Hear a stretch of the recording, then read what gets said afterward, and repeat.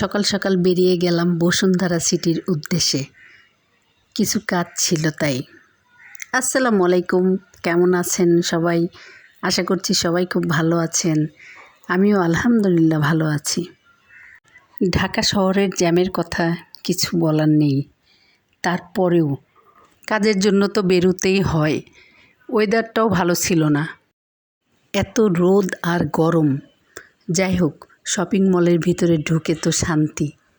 এরপর আমরা চলে আসলাম মোবাইলের দোকানে। মোবাইলের কিছু কাজকর্ম শেষ করে, মেয়ে মানুষ বলে কথা, শুধু চোখ যায় কসমেটিক্স আরও অন্যান্য দিকে। এসেছি শুধু একটা কাজের জন্য, অথচ মনে হচ্ছে পুরো মার্কেটটা উঠিয়ে নিয়ে বাড়িতে চলে যাই। টুকটাক করতে করতে অনেক কেনাকাটা হয়ে গেল। এরপর একটা সময় দেখি অনেক ক্ষুধা লেগে গেছে।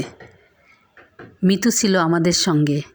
মিতু সহ আমরা সবাই চলে গেলাম ফুড কোর্টে।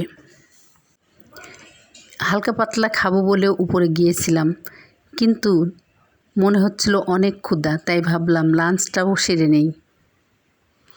মিতুকে জিজ্ঞাসা করেছিলাম, মিতু কী খাবি? মিতু দোসা দেখিয়ে বলেছিল, আন্টি আন্টি আমি বড় পুরি খাবো। বড় পুরি শেষ করে মিতু আমাদের সঙ্গে লাঞ্চও করেছিল। তারপর সবাই মিলে লাঞ্চ করে সোজা গাড়িতে গিয়ে বসলাম। যাই হোক, আমাদের কাজও হলো, আরও কিছু বেড়ানোও হলো। সব মিলিয়ে দিনটা খুব মজায় কেটে গেল। আল্লাহ হাফেজ।